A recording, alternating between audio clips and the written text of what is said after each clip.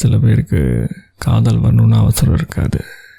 ஏன்னா அவங்களுக்கான காதல் சரியான நேரத்தில் அவங்கள தேடி வரும்னு அவங்களுக்கு தெரியும்.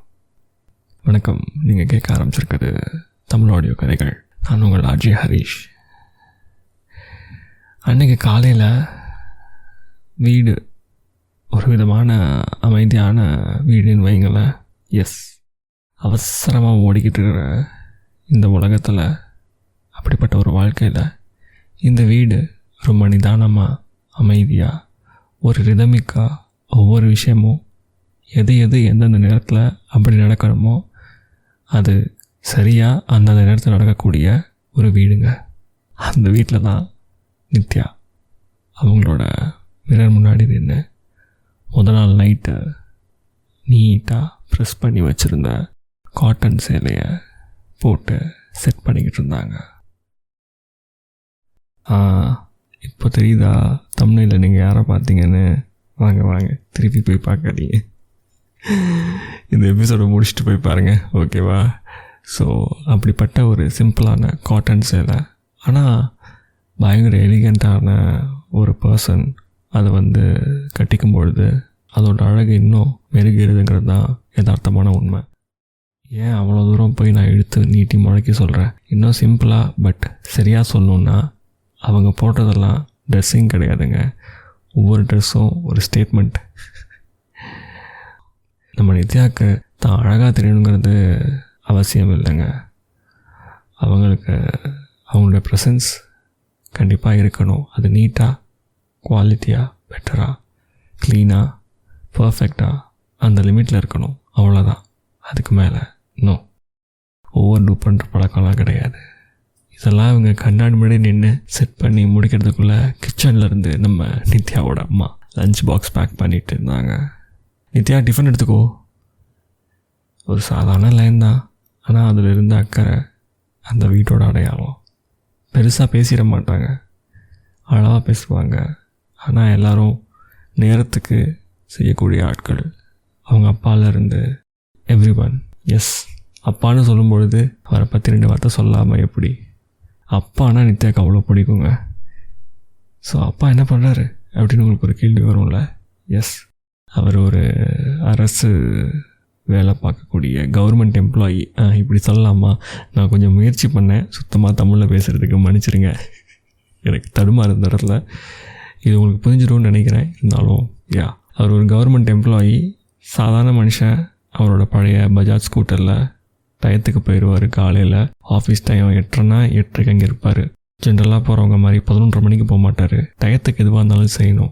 அவர் ஹாலில் இருந்து சத்தம் கொடுக்குறாரு, என்ன என்னோடய டிஃபன் பாக்ஸ் ரெடியா அப்படின்னு, லேட்டாக போகுது, சீக்கிரம் கொடு அப்படின்னு. அதை கலெக்ட் பண்ணிக்கிட்டு அவரோட வண்டியில் அவர் கிளம்பிட்டாருங்க. இந்த பக்கம் நித்யா சிரிச்சுக்கிட்டு போயிட்டு வரேம்மா அப்படின்னு வெளியே வர்றாங்க. பார்த்தா அந்த பக்கம் அப்பா ஸ்கூட்டரில் கிளம்பி போகிறாரு. இந்த பக்கம் நம்ம நித்யா அவங்க காரில் கிளம்பி ஆஃபீஸ் போகிறாங்க. இங்கே கவனிக்க வேண்டிய விஷயம் ஒன்று இருக்குங்க. 2 பேரும் போகிற பாதை வேணால் வேறையாக இருக்கலாம், ஆனால் 2 பேருக்கான மைண்ட் செட்டு ஒரே மாதிரி தான் இருக்கும். அப்பாவுக்கும் பொண்ணுக்கும் அமைதியாக, தெளிவாக, எதுலேயும் அவசரம் இல்லாத ஒரு நிதானமான வாழ்க்கை வாழக்கூடிய 2 பேர். எஸ், இப்படி அழகாக ரெடியாகி காரில் கிளம்பி நம்ம நித்யா ஆஃபீஸ்க்கு போகிறாங்க. அந்த நாள் கொஞ்சம் வேறு மாதிரின்னு வைங்களேன். அந்த மாதிரி வேறு மாதிரி சூப்பர் மாதிரி அப்படிங்கிற மாதிரி காலேஜுங்கிற பாருங்க, ஆஃபீஸ்க்குள்ளே என்ட்ரன்ஸ் கொடுக்குறாங்க. ஐயோ என்னங்க பயங்கரமாக ரோலிங் ஆகுது, மன்னிச்சிருங்க. ஆஃபீஸ்க்குள்ளே என்ட்ரி கொடுக்குறாங்க நம்ம நித்யா. சரியா? ஒரு சில பேர் நித்யாவை ஆச்சரியமாக பார்க்குறாங்க. ஏன்னா நித்யா எப்போயும் வருவாங்க, இவ்வளவு நீட்டாக சேலையில் வரமாட்டாங்க. நீட்டாக வருவாங்க, பட் சேரியில் வர மாட்டாங்க, ஓகேவா? ஸோ அவங்க சேரியில் வரதை பார்த்த உடனே ஆஃபீஸில் எல்லோரும் ஸ்தம்பிச்சு போய், ஆஹா இன்றைக்கி என்ன விசேஷம் அப்படின்னு சொல்லிட்டு எல்லோரும் ஒரு மாதிரி பார்க்குறாங்க. ஈவன் உள்ளுக்குள்ளே பேசிக்கிறாங்க, இன்றைக்கி நித்யாவுக்கு பர்த்டேவா என்ன அப்படின்னு சொல்லிட்டு ஒரு சில எம்ப்ளாயிஸ் அவங்களுக்குள்ளே பேசிக்கிறத நம்மளால் பார்க்க முடியுது. அதே சமயம் இந்த பக்கம் நம்மளோட கேபினில் உட்காந்துருக்கார் நம்ம கதையோட ஹீரோ. யார்? கார்த்திக். அவர் தான். அவர் நம்மளோட நித்யாவை பார்த்துட்டு அந்த காட்டன் சேலையில், அந்த கான்ஃபிடென்ஸான வாக்கிங்கில், ஓ மை காட் இன்றைக்கி யாரை இம்ப்ரெஸ் பண்ணுறதுக்கு இப்படி வந்திருக்காங்க நம்ம நித்யா அப்படின்னு அவருக்கு தோன்ற அளவுக்கு ஒரு பர்ஃபெக்டாக ரொம்ப நீட்டாக டாப் நாட்சாக வந்திருக்கிறாங்க நித்யா. அவருக்கு அப்படி தோணுதே கிடையாது. அப்படிலாம் தோணுதுன்னா அப்போ எந்த அளவுக்கு நம்ம நித்யா வந்திருக்காங்க தெரிஞ்சுக்கோங்க. ஆனால் நம்ம நித்யா வந்தோட விஷயமும் வேறு. அவங்க நீட்டாக ட்ரெஸ்அப் பண்ணி இன்றைக்கி ஆஃபீஸ்க்கு இப்படி வந்ததுக்கு காரணம் 3 மாதம் ஒரு வழியாக முடிஞ்சிருச்சுங்க. Yes, final discussion. அந்த கிளைண்ட் ஒருத்தர் சொன்னேன்ல, அவரோட டைரக்ட் இன்பர்சன் மீட்டிங். இதுதான் முதல் மீட்டிங். இதுக்கப்புறம் நிறையா மீட்டிங்ஸ் இருக்க போகுது அப்படிங்கிற மாதிரி தான் முதல் நாள் நைட்டு நம்ம நித்யா கிட்ட ஜோயி சொல்லியிருக்காங்க. பட் இவர் வரப்போகிறாரு, டேரெக்டாக இந்த விஷயத்தை பற்றி டிஸ்கஸ் பண்ண போகிறோன்னு நம்ம கார்த்திக்கு தெரியாது. சரி, ஓகே, ஃபைனல் டே சிட்டிங் ஒன்று இருக்குதுன்னு சொல்லிட்டு இருந்தாங்களே அப்படின்னு அவருக்கு தெரியுமே தவிர அவரால் அதையும் இன்றைக்கி நித்யா இப்படி நீட்டாக வர்றதையும் கனெக்ட் பண்ணி பார்க்க முடியல. நித்யா அப்படி க்ராஸ் பண்ணி கான்ஃபரன்ஸ் ஹால்குள்ளே போய்கிட்டே இருக்கிறாங்க. இவர் பார்த்துக்கிட்டே இருக்கிறாரு. நம்ம ஹவுஸ் கீப்பிங் அக்கா டெஸ்க்கு கிட்டே வர்றாங்க. கார்த்திக் அவரோட டெஸ்க்குக்கு தான், வேற எங்கேயும் வருவாங்க. நம்ம தலைவன் ஃப்ரீஸ் ஆகி பார்த்துட்ருக்குறான். என்ன அழகு சார் இந்த பொண்ணு, எவ்வளோ அறிவு சார் அப்படின்னு. கரெக்டாக வந்து இந்த அக்கா டேபிளை தட்டிட்டு, தம்பி உங்களை கூப்பிட்டாங்க உள்ள. தம்பியா? யார், என்னையா சொல்கிறீங்க? சாரி சார், சார் மீட்டிங் வர சொன்னாங்க உங்களை. யாருக்கா? ஜோயி மேடம் தான் கூப்பிட்டாங்க. இந்த கான்ஃபரன்ஸ் ரூமில் இருக்காங்க தம்பி. கான்ஃபரன்ஸ் ரூமில் இருக்காங்க சார். பரவாயில்லக்கா, உங்களுக்கு தம்பி தான் எனக்கு கூப்பிட வருது, நான் என்ன சொல்கிறது, கூப்பிடுங்க. சரி தம்பி போங்க. அவ்வளோதான். நம்ம ஆள் அப்போ தான் ரியலைஸ் பண்ணுறான், ஆஹா மீட்டிங் சொல்லியிருந்தாங்களே, ஒரு வேளை இன்றைக்கி கிளைண்ட் வராங்கன்னு சொல்லிட்டு தான் நம்மளோட நித்யா இப்படிலாம் பயங்கரமாக ரெடியாக வந்திருக்காங்களோ. கிளைண்ட்டை ஒரு வேளை இம்ப்ரெஸ் பண்ணுறதுக்கு இருக்குமோ அப்படின்னு லைட்டாக ஒரு டவுட் வருது அவருக்கு. ஆனால் அதை பெருசாக அவர் யோசிக்கலை. பிகாஸ் நித்யானா வேலை உண்டு தான் உண்டுன்னு பர்ஃபெக்டாக இருக்கக்கூடிய ஆள். அந்த மாதிரிலாம் போயிட மாட்டாங்க, ஒரு டைவர்ட் ஆகிட மாட்டாங்கிற ஒரு நம்பிக்கையில் உள்ளே போகிறாரு. கான்ஃபரன்ஸ் ரூம் கதவை திறந்தா நேராக உட்காந்துருக்குது ஜோயி ஆல்ரெடி சீட்டில். அவங்களுக்கு பக்கத்தில் நல்லா ஸ்மார்ட்டாக ஒரு மனுஷன் உட்காந்துருக்காரு. அவர் பேர் அர்ஜுன். எஸ், இவர் தான் அந்த கிளைண்ட். வீடியோ காலில் மட்டுமே பார்த்த முகம் இப்போ first time face to face நம்ம கார்த்திக்கும் பார்க்குறாரு. ஆல்ரெடி அவருக்கு ஒரு வணக்கம் வச்சு ஹாய் சொல்லிவிட்டு ஆப்போசிட்டில் உட்காந்து நித்யா அவங்களோட ஃபைல்ஸ் எல்லாம், நோட்ஸ் எல்லாத்தையும் நீட்டாக டேபிளில் ரெடி பண்ணிகிட்ருக்காங்க ப்ரெசன்டேஷனுக்காக. உள்ளே வந்தோடனே தன்னோட எமோஷன்ஸை கட்டுப்படுத்திக்கிட்டு முகத்தில் பெருசாக எதுவும் காட்டாமல் ஜோயி கூலா காமா, எஸ் கார்த்திக் கமென் அப்படிங்கிறாங்க. Karthik, hi Joey, hi hello Nithya, where should I sit? இங்கே வாங்க கார்த்திக், இங்கே உட்காருங்க. ஸோ நித்யா பக்கத்தில் நம்ம ஹீரோ அப்படின்னு சொல்லிட்டு இருக்கிறோம். எஸ், கார்த்திக் உட்கார்றாரு. ஆனால் நம்ம நித்யாவுக்கு யார் ஹீரோன்னு இப்போ வரைக்கும் யாருக்குமே தெரியல. மீட்டிங் ஸ்டார்ட் ஆச்சுங்க.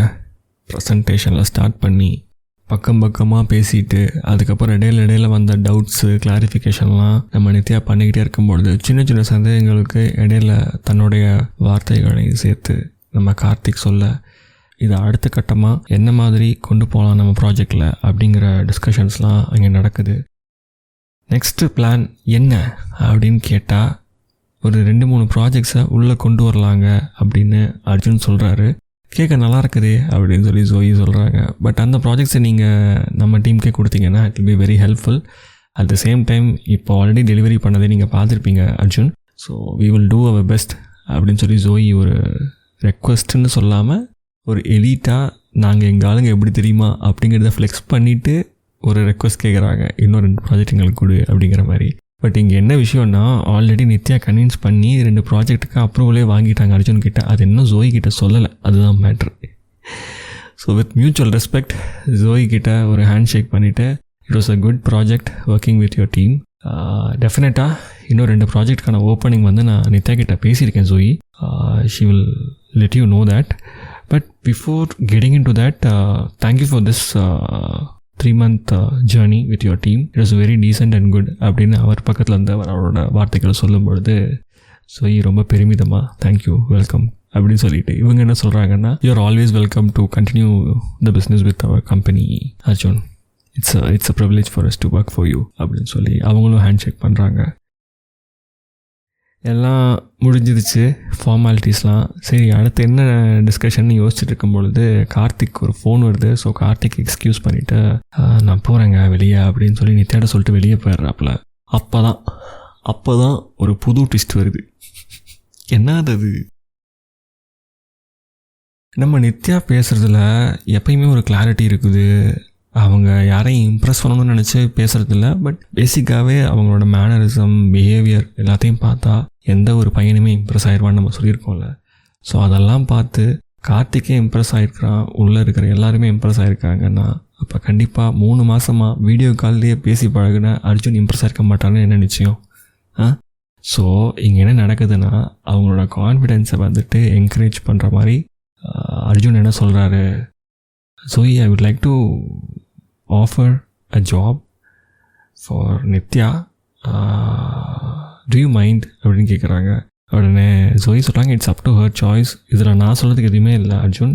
If you want to offer something, yes please go ahead. I am totally fine with that. Yeah, you can talk about it.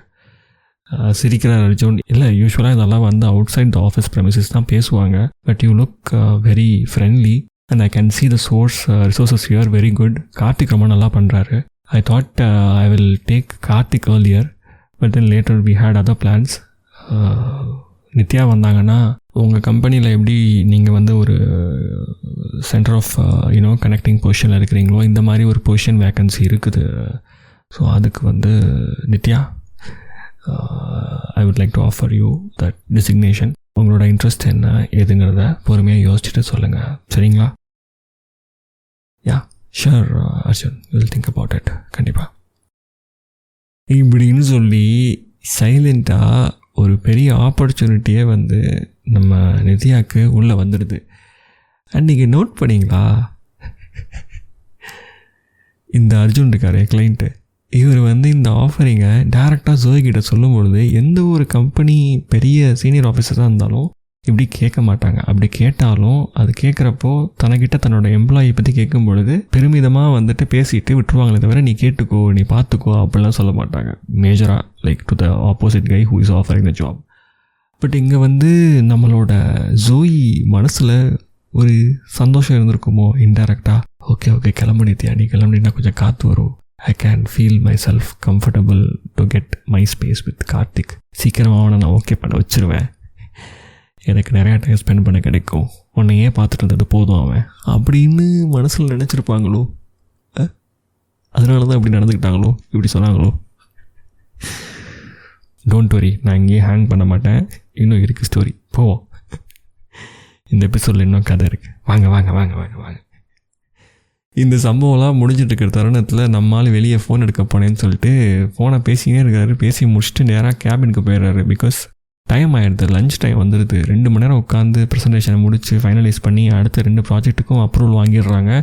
Already அந்த விஷயத்தை வந்து அர்ஜுன் Zoe கிட்ட சொல்லிடுறாங்க. நித்யாவுக்கும் அது தெரிஞ்சிருச்சு. பிகாஸ் நித்யா தான் முதல்ல கன்ஃபார்ம் பண்ணிட்டு தானே அதுக்கப்புறம் Zoe கிட்ட சொல்கிறாங்க. ஸோ அந்த விஷயத்தில் Zoe ரொம்ப ஹாப்பி. நான் யார் உங்களுக்கு அது ஹேண்டில் பண்ணுறதுன்னு சொல்லிட்டு அசைன் பண்ணுறேன் கூடிய சீக்கிரம்னு சொல்லிவிட்டு அர்ஜுனை கூட்டிக்கிட்டு she is leaving the conference hall for lunch. ஏன்னா தன்னோட ஆஃபீஸ்க்கு வந்திருக்காங்க அப்படின்னா ஹேண்டில் பண்ணி அவங்கள சீரஃபுமாக நல்ல ஒரு உபசரிப்புலாம் பண்ணணும்ல. ஸோ அதுக்காக அர்ஜுனை கூட்டிக்கிட்டு நம்ம Zoe கிளம்பிடுறாங்க காரில் லஞ்சுக்கு. இந்த மீன் டைம் நம்மளோட நித்யா இருக்காங்க பார்த்தீங்களா, அவங்க வந்து தன்னோட நோட்ஸ் அண்ட் லேப்டாப் எல்லாத்தையும் கலெக்ட் பண்ணிக்கிட்டு கான்ஃபரன்ஸ் ரூமில் இருந்து லைட்ஸ்லாம் ஆஃப் பண்ணிவிட்டு வெளியே வராங்க. வெளியே வந்து கேபினுக்கு உள்ளே போய் உட்காரும் பொழுது ஆல்ரெடி கார்த்திக் சிஸ்டமில் உட்காந்துட்டு சேர் அப்படி ஆட்டிக்கிட்டே உட்காந்துருக்காரு. அண்ட் நித்யா அங்கே தூரத்துலேருந்து கான்ஃபரன்ஸ் ஹால்லேருந்து வெளியே வந்து இங்கே கேபினுக்குள்ளே வர வரைக்கும் செகண்ட் எடுக்காமல் பார்க்குறாரு. என்ன அழகுங்க அந்த தேவதை, சும்மாவா சொன்னேன், கரெக்டாக தான் சொல்லியிருக்கிறேன், அவ்வளோ ஒரு தேவதைன்னு சொல்லி அப்படின்னு திருப்பி அவரோட லேப்டாப்பில் இருக்கக்கூடிய அந்த ஸ்க்ரீன் சேவரை மறுபடியும் பார்க்குறாரு. அவ்வளோ அழகாக இருக்கிறாங்க. இன்றைக்கி சொல்லவே முடியாத அளவுக்கு அவ்வளோ ஒரு அழகு. நீட்டாக இருக்காங்க. But over do or over show off அந்த மாதிரியான ஒரு பிஹேவியர், ஒரு அவங்களோட லுக் அந்த மாதிரி இல்லை. புரியுதுங்களா நான் என்ன சொல்ல வரேன்னு? நான் என்ன மாதிரி சொல்ல வந்தேன் இந்த நித்யாவோட அப்பியரன்ஸை அப்படின்னு உங்களுக்கு எக்ஸாக்டாக என்ன புரிஞ்சிருக்கோ அதை கமெண்ட்டில் சொல்லுங்கள். எஸ், ஸோ நெருங்கி நடந்து வர்றாங்க நம்மளோட நித்யா கேபின் கிட்ட. கார்த்திக் பார்த்துட்டு, மீட்டிங் எப்படி போச்சு நித்யா, ஓகேங்களா, நம்மளுக்கு ஏதாச்சும் புது லீட்ஸ் கொடுக்குறாங்களா அப்படின்னு கேட்குறாரு. அவரோட வாய்ஸில் ஒரு க்யூரியாசிட்டி தெரியுது. சரிங்களா, அஃப்கோர்ஸ் தனக்கு பிடிச்ச ஒருத்தவங்க வந்துட்டு இன்றைக்கி சூப்பராக ப்ரெசென்ட் பண்ணிவிட்டு அழகாக ட்ரெஸ்அப் பண்ணிட்டு வந்திருக்காங்கன்னா அதை பார்க்கலே ஒரு ப்ளஷ் ஆட்டோமேட்டிக்காக நம்மளோட மனசுலையும் நம்மளோட முகத்துலையும் தெரியும்ல. அதோடு சேர்ந்து இன்றைக்கி நல்ல ஒரு விஷயத்தையும் முடிச்சு கொடுத்துருக்குறோம் அப்படிங்கிற ஒரு திருப்தி சந்தோஷத்தில் அதை கேட்குறாரு. நித்யா அழகாக அளவாக சிரிச்சுக்கிட்டே நெக்ஸ்ட் ஃபேஸ் நீ தான் லீட் பண்ண போகிற கார்த்திக் அப்படின்னு சொல்கிறாங்க. எஸ், ஒரு நிமிஷம் சைலன்ஸ். ஃபர்ஸ்ட் திங், நீவா போன நம்ம கார்த்திகை நித்யா கூப்பிட்டதே கிடையாது. ஸோ அது பயங்கர ஷாக் கார்த்திக்கு. ரெண்டாவது விஷயம், நம்ம தான் லீட் பண்ண போகிறோமா அப்படின்னு கார்த்திக் தோண ஆரம்பிக்குது. ஏன் நம்ம லீட் பண்ணுறோம், அப்போ என்னாச்சு நித்யாவுக்கு ஒரு ப்ரமோஷன் வருதா அப்படின்னு அவர் யோசிக்கிறாரு. இதெல்லாம் மைண்டில் ப்ராசஸ் ஆகிறதுக்குள்ளே நித்யா வந்து okay Karthik I am leaving to home அப்படிங்கிறாங்க. வெயிட் நித்யா, நீங்கள் ஆர் யூ சீரியஸ் அப்படின்னு கேட்டதோட அவர் முகத்தில் அந்த சந்தோஷம் ரொம்ப பியூராக இருந்துச்சு பார்க்குறதுக்கு. சிரிச்சுக்கிட்டே கேட்குறாரு ஓகேங்களா, ஆமாம் ஆமாம் ஆமாம் ஆமாம் ஆமாம் அப்படின்னு சிரிச்சிட்டு okay then I will leave Karthik அப்படிங்கிறாங்க. But Karthik I would like to inform you something அப்படின்னுங்க. சொல்லுங்கள் நித்யா, நான் இங்கேருந்து மூவ் ஆகலான்னு யோசிச்சுட்ருக்கேன் கார்த்திக். ஸோ இந்த ப்ராஜெக்ட் மட்டும் இல்லை, இனிமேல் இந்த ஸ்பெசிஃபிக் டீமோட லீடாக நீங்கள் தான் இருக்க போகிறீங்க. நான் ஆல்ரெடி ஜோயிட்டை ரெக்கமெண்ட் பண்ணியிருக்கேன். Most probably you will get the job. you will get this position Karthik. This is going to be a promotion, so congrats and all the best அப்படின்னு சொல்லிட்டு வீட்டுக்கு கிளம்பிடுறாங்க. ஒரு நல்ல விஷயம், ஒரு சோகமான விஷயம், ரைட்? அந்த ஒரு லைனில் 2 விஷயத்தையும் சேர்த்து சொல்லிவிட்டு நம்ம கார்த்திகோட சந்தோஷத்தையே பாதியில் நிறுத்தி இழுத்து பிடிச்சிட்டு கிளம்பிடுறாங்க நம்மளோட நித்யா. அவரால் அதை ப்ராசஸே பண்ண முடியல. எப்படி ஒரே நேரத்தில் ப்ரமோஷன் கிடைக்கிது, அதே நேரத்தில் புரியாத ஒரு செய்தி, ஒத்துக்கவே முடியாத, மனசால் ஏற்றுக்கவே முடியாத ஒரு செய்தி. இவ்வளவு காலமாக தன்னோட க்ரஷ்ஷுன்னு தினம் பக்கத்தில் உட்காந்து பார்த்துட்டு இருந்த அந்த நித்யா, நான் இங்கேருந்து மூவ் ஆகலாம் அப்படின்னு யோசிக்கிறேன் கார்த்திக்னு சொல்லிட்டு போகிறாங்க. அப்படின்னா அவ்வளோதான், அதுக்கு மேலே அவங்க எதுவுமே சொல்லலை. ஏன்னா அவங்க அந்த எக்ஸ்பிளைன் பண்ணுற டைப்பே கிடையாது, டீட்டெயிலாக பேசுகிற டைப் கிடையாது. ஓகே, அதுதான் நம்ம நித்யாவோட ஸ்டைலும் கூட. பிகாஸ் ஆல்ரெடி நித்யா டெசிஷன் எடுத்துட்டாங்க. She is very clear. ஒரு எலிகண்ட்டான கிளாரிட்டியோட, டீசெண்டாக, லிமிட்ஸோட அவங்களுக்கு தெரியும் எது சரி எது தப்புன்னு. And she is quite and observant. எல்லாத்தையும் கவனிப்பாங்க, நம்மளுக்கு தெரியாது. மேபி கார்த்திக்கு நித்யா மேலே ஒரு ஈர்ப்பு இருந்துச்சுன்னு நித்யாவுக்கு முன்னாடியே தெரிஞ்சிருக்கலாமோ? சில விஷயங்கள் விளக்கமாக சொல்லணும்னு அவசியமே இல்லை, பார்வையிலேயே புரிஞ்சக்கூடிய தன்மை இருக்கும் இல்லை? அண்ட் கம்மிங் பேக் டு நம்ம நித்யாவோட சுச்சுவேஷன், இந்த மாதிரி இருக்கக்கூடிய பெண்கள் தங்களோட காதலை விட கிளாரிட்டியை தான் எப்பயுமே ஃபோக்கஸ் பண்ணி லைஃப்பில் கெரியரை நோக்கி போவாங்க. ஸோ அந்த மாதிரியான ஒரு கேரக்டர் தான் இங்கே நம்மளோட நித்யா. பட் இதுக்கு நடுவில் நம்ம நித்யாவுக்கு அர்ஜுன் மேலே ஒரு ஈர்ப்பு இருந்துச்சா? இப்படிலாம் நிறையா பெர்முடேஷன் காம்பினேஷன் யோசிக்க தோணுதில்லை. அவர் அங்கே ஆஃபர் பண்ணுறாரு, இவங்க உடனே சரிங்கிற மாதிரி யோசிக்கிறாங்க. இந்த பக்கம் ஜோயி சரி நீ போயிட்டு வாங்குறாங்க, இங்கே பார்த்தா இவருக்கு இப்படி நடக்குது, ப்ரொமோஷன் கிடைக்கிது. ஸோ மெனி திங்ஸ் ஹேப்பன்ட் இந்த எபிசோடில் லிட்ரலாக. அதனால தான் கொஞ்ச நேரத்துக்கு நான் சொன்னேன், இருங்க நான் இன்னும் கதையை முடிக்கல, இந்த எபிசோட் இன்னும் பெருசாக இருக்குது, பொறுமையாக போகலாம் அப்படின்னு.